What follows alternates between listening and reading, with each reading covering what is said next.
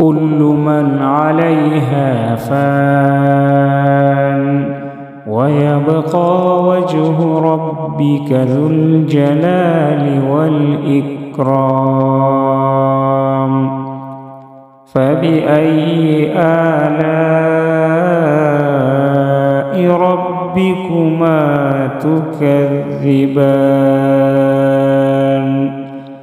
يسأله من في السماوات والأرض كل يوم هو في شأن فبأي آلاء ربكما تكذبان سنفرغ لكم أيها الثقلان فبأي آلاء ربكما تكذبان يا معشر الجن والإنس إن استطعتم أن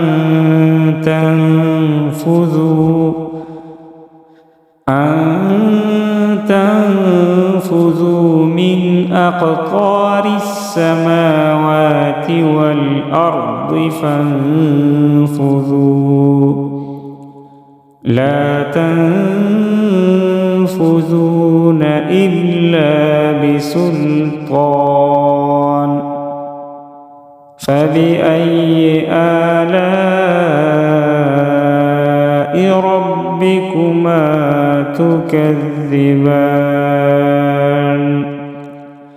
يرسل عليكما شواظ من نار ونحاس فلا تنتصران فبأي آلاء ربكما تكذبان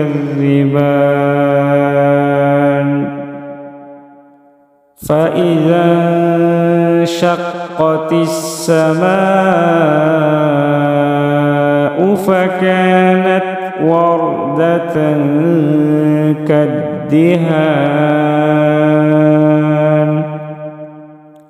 فبأي آلاء ربكما تكذبان فيومئذ لا يسأل عن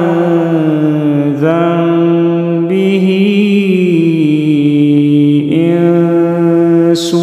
ولا جان